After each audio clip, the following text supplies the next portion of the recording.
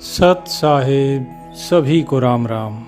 सतगुरु कबीर साहेब अपने कबीर बीजक के 11वें शब्द में कहते हैं कि जितने भी ये पांडे हैं ये निपुण कसाई हैं। संतो पांडे निपुण कसाई, बकरा मार भैंसा पर धावे, दिल में दर्द न आई। कि इनके दिल में कभी दर्द नहीं आता है। धर्म के नाम पर जीव हत्या ये कहाँ का न्याय है। ब्राह्मण बड़े ही चतुर कसाई हैं, क्योंकि जीव हत्या करके भी ये पूज्य बने रहते हैं। एक जो कसाई होता है वो अछूत, और ये स्वयं जब बलि देते हैं फिर भी ये पूज्य। देवी देवताओं के मंदिरों या देव स्थानों पर बकरा मार कर चढ़ाते हैं और फिर भैंसे पर भी धावा बोल देते हैं, उसको भी काटते हैं, और इनके दिल में दया नहीं आती। साहिब कहते हैं, कर स्नान तिलक दे बैठे, विधि सो देव पूजाई। आत्म राम पलक में बिनसे, रुधिर की नदी बहाई। अति पुनीते ऊंचे कुल कहिए, सभा माहि अधिकाई। इनते दीक्षा सब कोई मांगे, हंसी आवे मोहि भाई।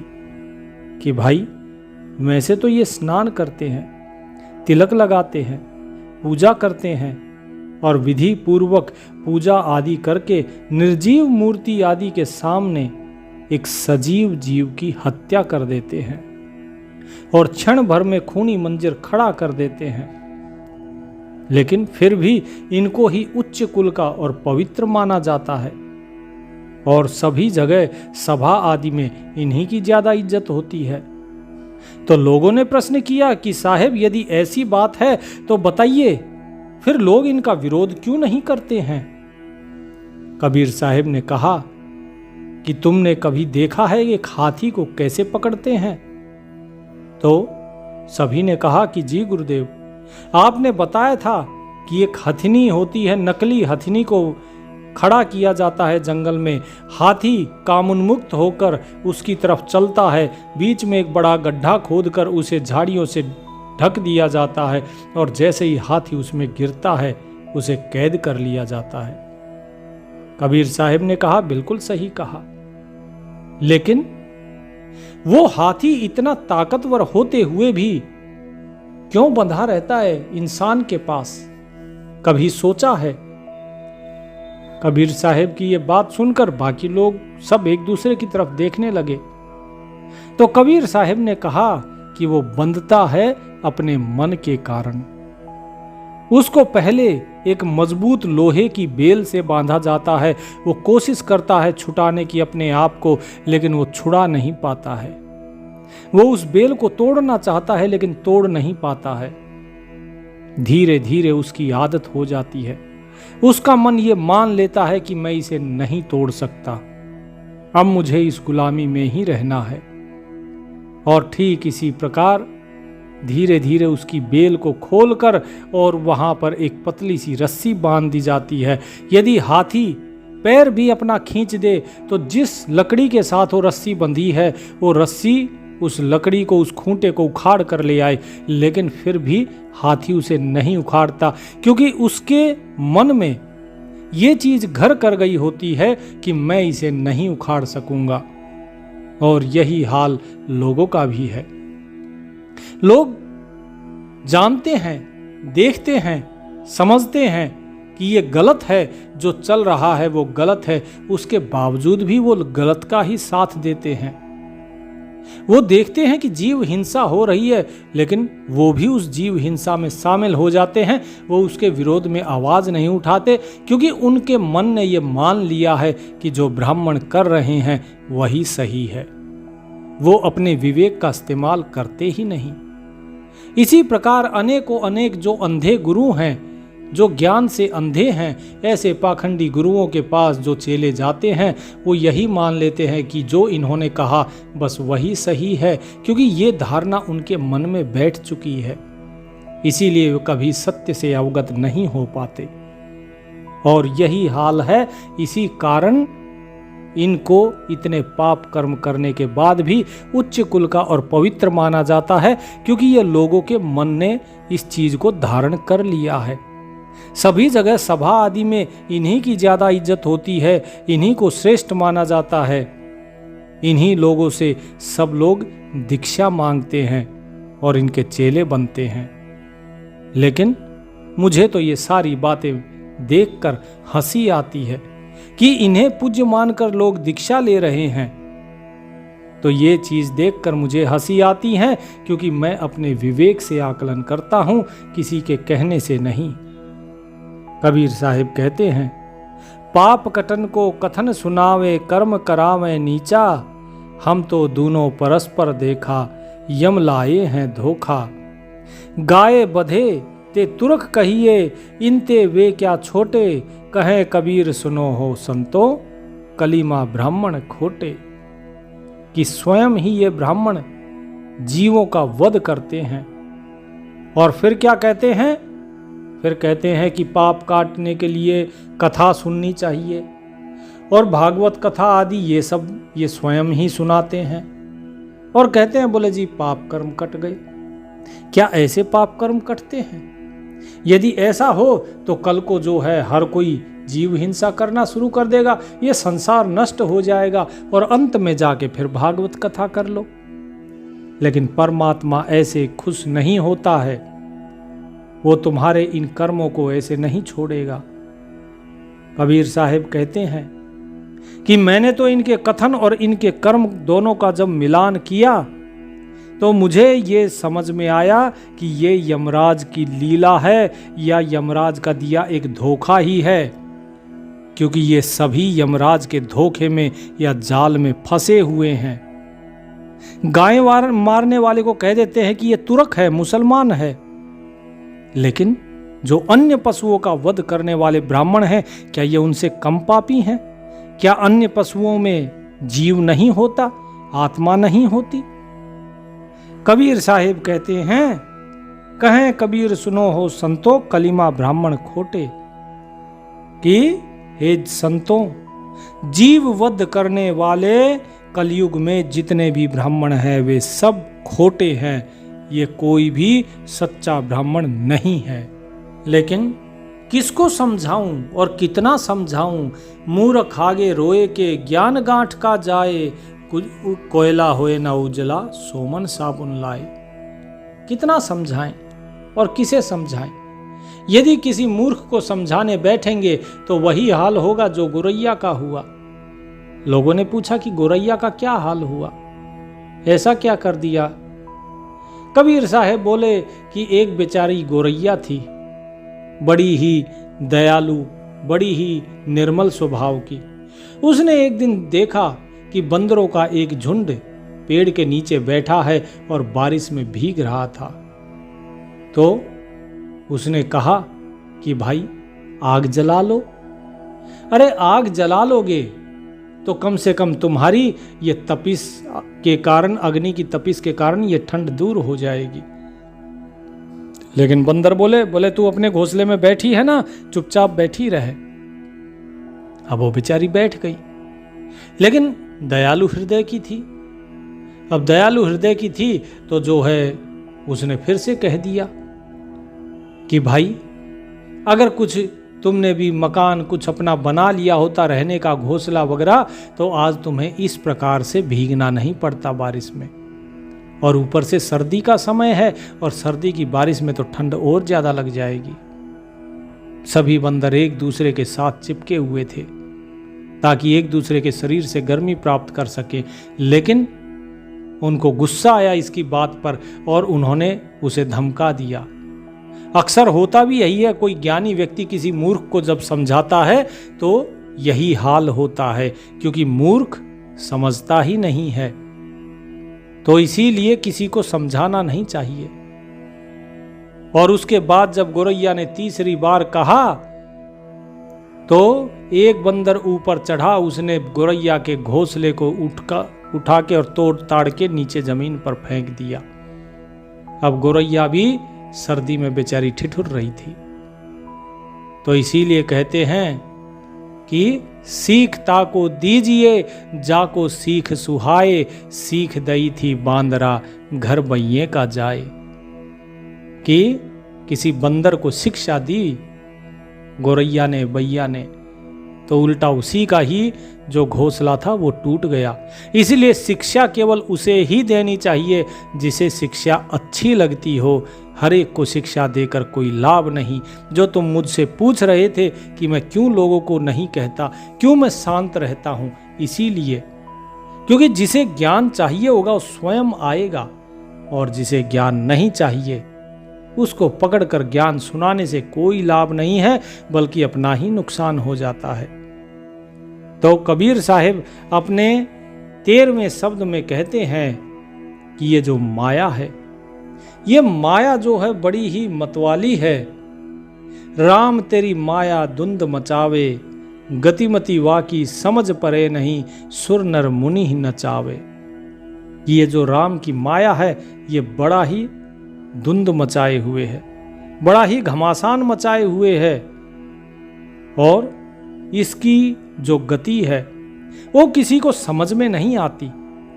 सुर अर्थात देवता हो, चाहे मानव हो या कोई मुनि हो, ये सभी इसके ही प्रभाव में आकर नाच रहे हैं। ये माया सबको नचाती है। भक्तों ने पूछा कि साहिब कैसे नचाती है?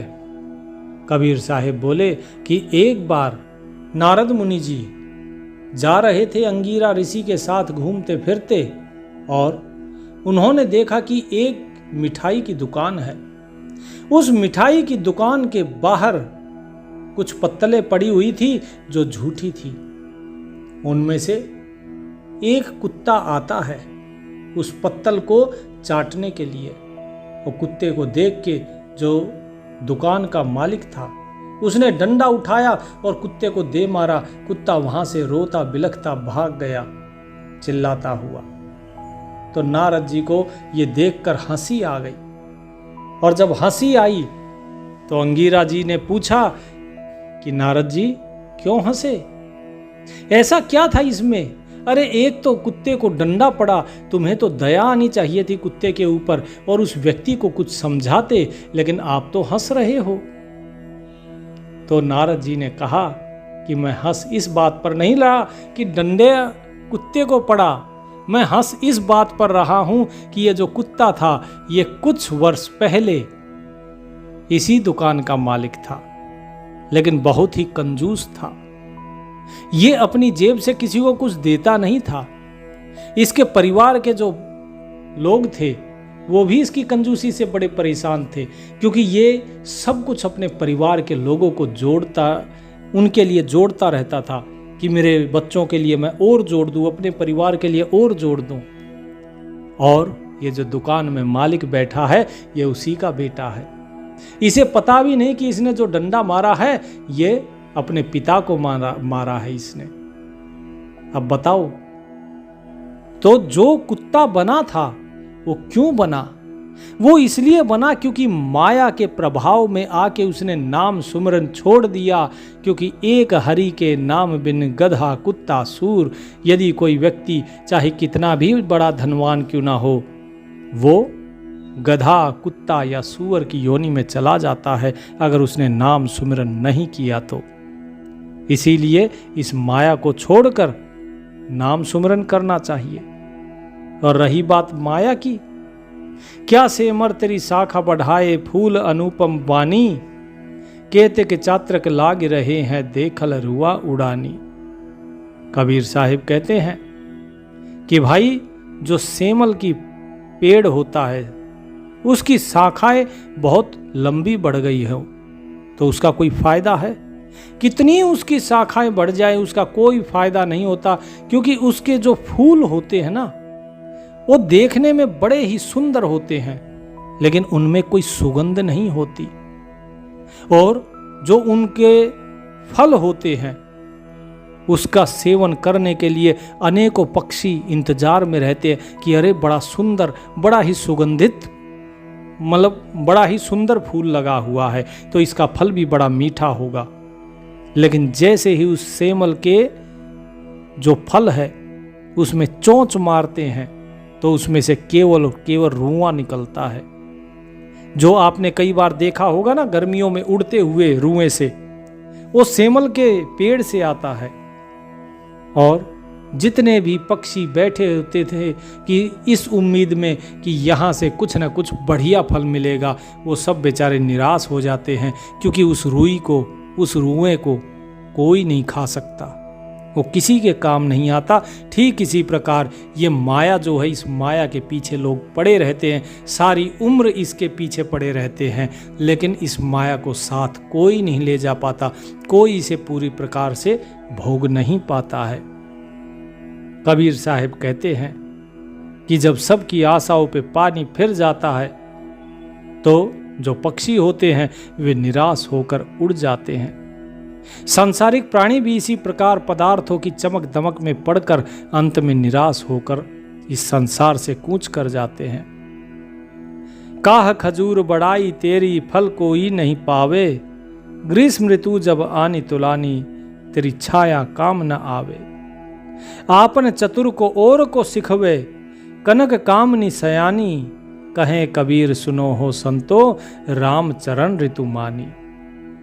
कि जिस प्रकार खजूर का पेड़ बड़ा होकर भी न तो फल ही दे पाता है, क्यों? क्योंकि खजूर का जो फल होता है वो बहुत ऊपर लगता है, ना तो कोई डंडे से तोड़ सकता है, ना कोई उस पर इतनी आसानी से चढ़ सकता है, क्योंकि उस पर चढ़ना भी बहुत आसान नहीं होता, फल बहुत दूर होता है। और जब गर्मी आती है तो उसकी छाया भी किसी काम नहीं आती। छाया इतनी छोटी होती है और इतनी बारीक होती है कि व्यक्ति अगर उसके नीचे खड़ा भी रहे तो व्यर्थ ही खड़ा रह जाता है। उसी प्रकार यदि जनहित या परोपकार रहित कोई वस्तु, कोई व्यक्ति, किसी काम के, कुछ लोग धन होता है, कुछ कामनी के संग्रह में चतुर बने रहते हैं, है कि नहीं? किसी को कोई वस्तु चाहिए, किसी को व्यक्ति चाहिए, कोई किसी जगह के लिए आतुर बना रहता है, उसमें इस संसार के व्यवहार में सब चतुर बने रहते हैं और वो दूसरों को भी वही सीख देते रहते हैं कि भाई संसार में तुम ऐसा करो, वैसा करो, ऐसे धन जोड़ो, वैसे धन जोड़ो, ये व्यवसाय करो, फलानी नौकरी करो, यहाँ पर जमीन ले लो। यही सब तो हो रहा है। लोग स्वयं भी चतुर बनते हैं उस चीज में और दूसरे को भी वही शिक्षा देते हैं, लेकिन होता क्या है? वो शिक्षा किस काम की है? कबीर साहिब कहते हैं कि हे संतो सुनो, जो लोग ऊपर बताए गए जो कार्य हैं उनमें लिप्त रहते हैं, वे भी राम के पक्के भक्त होने का दावा करते हैं, खूब लगे रहेंगे। कोई धन माया के पीछे पड़ा हुआ है, कोई जमीन के पीछे पड़ा हुआ है, कोई स्त्री धन के पीछे पड़ा हुआ है, लेकिन फिर अपने आप को कहेंगे भाई जी हम तो भगत हैं। और सच्चाई भी है। आज कलयुग में आप देख लीजिए, आपको जितने भी संत मिलते हैं जो अपने आप को कहते हैं कि हम सच्चे संत हैं, वो इसी प्रकार के मिलेंगे, क्योंकि संत तो कलयुग में मिलना लगभग असंभव हो गया है। देखिए जेलों में गए हुए हैं सभी, सब इसी कारण तो गए हुए हैं, सब माया के चक्कर में ही सब जेलों में भरे हुए हैं। तो कबीर साहिब यही चीज बताते हैं कि जो लोग व्यक्ति, वस्तु, स्थान, इन चीजों में, इन चीजों के संग्रह में चतुर बनते हैं, वे सभी राम भक्त होने का दावा करते हैं, लेकिन वास्तव में वो सभी पाखंडी ही हैं। रामुरा संशय गांठ न छूटे, ताते पकड़ पकड़ यम लूटे।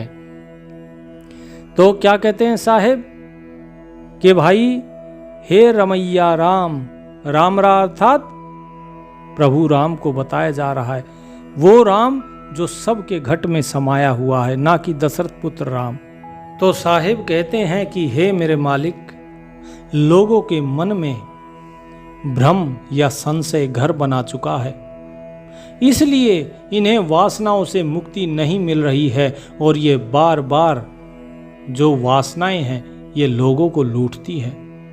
भले ही तुम उत्तम कुल के हो या निम्न कुल के, किसी भी कुल के क्यों ना हो, चाहे तुम योगी हो, सन्यासी हो, ज्ञानी हो, गुणी हो, सूर हो, कवि हो, दाता हो, कुछ भी बनो, मगर संशय को अगर जीत नहीं सके तो निर्भ्रांत कभी नहीं हो सकोगे और बेकार ही अपने जीवन बिता दोगे। होए कुलीन मस्कीन कहावे तू योगी सन्यासी, ज्ञानी गुनी सूर कविदाता ये मति किन्हौ न नासी। स्मृति वेद पुराण पढ़े सब अनुभव भाव न दर्शे, लोह हिरण्य होए धों कैसे जो नहीं पारस पर से। क्या कहा कि साहिब कहते हैं कि चाहे तुम बेकार में कितने ही भी धर्म शास्त्र पढ़ते रहो, अगर आत्म अनुभूति नहीं है तो धर्मशास्त्र बेकार है। यदि आत्म अनुभूति नहीं है तो वेद पुराण पढ़ने से क्या फायदा। जैसे लोहा कितना ही भी अच्छा हो लेकिन बिना पारस पत्थर के स्पर्श किए वो सोना नहीं बन सकता। तात्पर्य यह है कि पवित्राचार्य जो आचरण है, पवित्र आचरण जब तक नहीं होगा उसके बिना स्वरूप स्थिति कैसे प्राप्त होगी। कहने का अर्थ है कि चाहे कितना ही भी ज्ञान प्राप्त कर लो, यदि आचरण नहीं है और स्वयं की अनुभूति नहीं है तो कोई लाभ नहीं होगा। एक दो भाई थे, बड़ा ही प्रेम था दोनों के अंदर, लेकिन उनमें एक जो छोटा भाई था उसने अपने बड़े भाई को एक दिन कुछ झगड़े में मुंह से कुछ गलत निकल गया, ऐसी अनुचित बात जो बड़े भाई को बुरी लगी। अब दोनों बातचीत करना दोनों ने बंद कर दिया आपस में। बड़े भाई को बड़ा बुरा लगा। छोटे भाई ने माफी मांगी लेकिन बड़े भाई ने माफ नहीं किया, उसे बहुत बुरा लगा। इसके बाद एक दिन छोटे भाई के विवाह, जो लड़की थी छोटे भाई की, तो छोटे भाई की लड़की की शादी होनी थी, समय नज़दीक आ रहा था। वो अपने बड़े भाई के पास गया कि भाई आप बड़े हो, सारा सब कुछ आप ही की देख रेख में, आप ही की निगरानी में होना है, आइए घर चलिए। उसने खूब मिन्नतें करी, अपने किए हुए पे माफ़ी भी मांगी, लेकिन वो नहीं माने। और जब वो बाहर निकले तो किसी ने बताया कि भाई ये सत्संग में जाते हैं, तुम वहाँ जाओ, अपने गुरुजी की ये बात मानते हैं और फिर शायद ये तुम्हारी बात मान सकें। तुम उनके गुरुजी के पास जाकर प्रार्थना करो। तो छोटा भाई बड़े भाई के गुरुजी के पास जाकर प्रार्थना करता है और बताता है अपनी सारी व्यथा। तो अगले दिन जब बड़े भाई जाते हैं सत्संग में, गुरुजी ने पूछा कि बेटा लगता है तुम्हारे छोटे भाई की लड़की का विवाह है। बोले हाँ जी। बोले तो क्या योगदान दे रहे हो? बोले नहीं जी, मैं शादी में नहीं जाऊंगा, मैं उस विवाह में नहीं जाऊंगा। बोले ठीक है, सत्संग के बाद मुझसे मिलना। सत्संग खत्म हुआ, सत्संग के बाद वो मिलता है तो पूछते हैं गुरुजी कि बेटा मैंने पिछले इतवार को जो सत्संग किया था उसमें क्या बताया था? बोले जी वो तो मेरे को ध्यान नहीं कि पिछले इतवार को क्या बताया था, कल जो बताया था वो मुझे ध्यान है। बोले नहीं, मैं तो इतवार की बात करी है। बोले जी इतवार की तो मुझे नहीं पता। अच्छा सोमवार का बता दो। बोले जी ऐसे तो नहीं पता मुझे। बोले जब तुम्हें मेरा सत्संग नहीं याद कि जो इतवार को मैंने बताया या सोमवार को बताया, तुम उस अच्छी चीज को याद नहीं रख सकते हो तो तुम कल से सत्संग में मत आना। अब वो गुरुजियों के पैरों में गिर गया। बोले गुरुजी मुझे माफ कर दीजिए। बोले तुम्हें क्या माफ करूं मैं? तुम केवल आते हो, सुनते हो और चले जाते हो, तुम उसे कभी अपने जीवन में धारण नहीं करते। तुमसे तो अच्छा तुम्हारा छोटा भाई है जिसने गलती करी लेकिन क्षमा मांगी तुमसे, एक बार नहीं बार बार मांगी, और तुम अपने मन में केवल बुराइयों को लेकर बैठे हो। उसने एक बार, केवल एक बार तुमसे कुछ गलत कहा, तुम उस बात को मन में लेकर बैठे हो, लेकिन उससे अधिक वो तुमसे कितना प्रेम करता है, बार बार क्षमा आकर मांगता है, तुम्हें उसकी अच्छाइयाँ नहीं दिखाई दी। इसका मतलब सत्संग में आकर भी तुम्हारा मन मलिन ही रह गया, तुम्हारा मन निष्कपट और निर्मल नहीं हुआ, तो सत्संग में आने का तुम्हारा कोई लाभ नहीं। तो उस व्यक्ति को अपनी गलती का एहसास हुआ तो उसने अपने गुरुजी को कहा कि मैं अपनी गलती समझ गया, मैं जाऊंगा, अभी तुरंत जाऊंगा, और उसकी लड़की की जो शादी है, जैसी बेटी उसकी वैसी ही मेरी, मैं बढ़ चढ़ कर उसमें योगदान दूंगा अपना, लेकिन मुझे सत्संग से दूर मत कीजिए। तो कबीर साहब यही बताते हैं कि यदि व्यक्ति कितना ही भी वेद पुराण पढ़ ले, कितना ही धर्म शास्त्र पढ़ ले, लेकिन यदि वो उस पर आचरण ही ना करे तो फिर क्या लाभ है उसका? वो तो रोजाना जैसे आप संगीत सुन लेते हैं वैसा ही हो गया, जिसे आपने गुनगुनाया लेकिन आपने उसका भाव कुछ अर्थ समझा ही नहीं, अपने जीवन में धारण ही नहीं किया। तो जब तक पवित्र आचरण नहीं होगा तब तक व्यक्ति को अपने स्वरूप की स्थिति प्राप्त नहीं होती है। और जो जीते जी मुक्त नहीं हुआ, मनोविकारों से जिसका छुटकारा नहीं हुआ, तो मरने पे क्या मुक्त होगा? क्योंकि जीवन रहते हुए ही सारे राग द्वेष आदि रहते हैं, मरने के बाद कौन सा राग द्वेष रहता है? साहिब कहते हैं, जियत न तरे मुए का तरी हो, जियत ही जो न तरे, गहे प्रतीत कीन जिन जासो सोई तहां अमरे। जो कुछ कियो ज्ञान अज्ञाना सोई समुझ सयाना, कहे कबीर तासो क्या कहिए जो देखत दृष्टि भुलाना। अर्थात यदि तुम अपने मन के विकारों को दूर ही नहीं करोगे तो क्या लाभ है फिर इस सत्संग का? तुम यदि जीवन रहते अपने राग द्वेष आदि से मुक्त होकर परम संतुष्ट नहीं होगे तो बाद में कौन सी संतुष्टि मिलेगी? अगर संतुष्ट होना है, सुख पाना है, तो जीते जी ही प्राप्त हो सकता है। अवधू जीवत में कर आशा, मुए मुक्ति कहे गुरु स्वार्थी, झूठा जग विश्वासा। कि भाई जीते जी ही मुक्ति की आशा करो, क्योंकि मरने के बाद यदि कोई कहता है कि तुम स्वर्ग जाओगे, तुम्हारी मुक्ति हो जाएगी, तो ये सब केवल और केवल स्वार्थी और ढोंगी गुरु कहता है। तो इसीलिए मुक्ति जीते जी होती है, मरने के बाद कोई मुक्ति नहीं। तो जो जीते जी मुक्त नहीं हुआ वो मरकर भी मुक्त नहीं हो सकता। और ये कोई कठिन काम नहीं है, क्योंकि अगर दृढ़ विश्वास के साथ किसी कार्य में लग जाए तो सफलता निश्चित है। कबीर साहिब कहते हैं कि हे साधक, तुम अपने ज्ञात और अज्ञात कर्मों का स्वयं आकलन करो। वो कर्म जो तुम्हें मालूम है, वो कर्म जो तुमने अनजाने में किए हैं, आकलन करो उसका। और जब आकलन करोगे तो ही तो अपने स्वयं में सुधार कर सकते हो। यदि तुम किसी की निंदा करते हो तो उस निंदा को छोड़ सकते हो, लेकिन यदि आप स्वयं अपने में ही अगर बुराई नहीं देख पाओगे, अपनी बुरी आदतों को नहीं समझ पाओगे, नहीं पढ़ पाओगे, उनका आकलन नहीं करोगे, तो दूर कैसे करोगे? हम किसी अंधेरे कमरे में जाते हैं, यदि हम अंधेरे को देखेंगे ही नहीं तो हम रोशनी की कल्पना कैसे कर सकते हैं?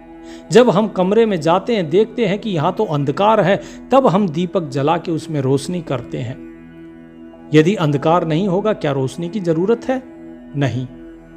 बस इसी प्रकार यदि आप अपनी बुराइयों को देखोगे ही नहीं तो उसे दूर कैसे करोगे? क्योंकि बुराई दूर करने के लिए अच्छाई की जरूरत होती है। अच्छाई तो जब धारण करोगे जब बुराई तुम्हें अपनी अनुभव होगी, महसूस होगी।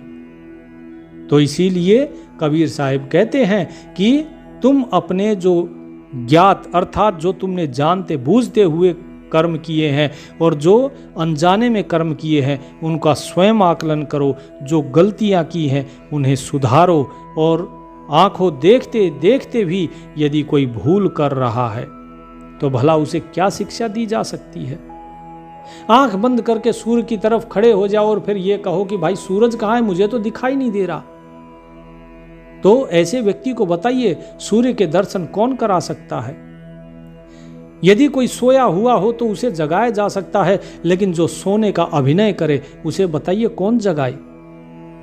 तो बस यही चीज है।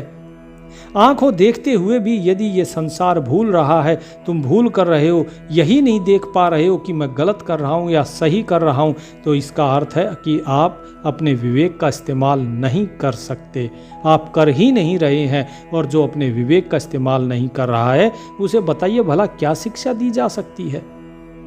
इसीलिए स्वयं आत्म अनुभव करो, क्योंकि स्वयं आत्म अनुभव करके ही आप सुधार कर सकते हो।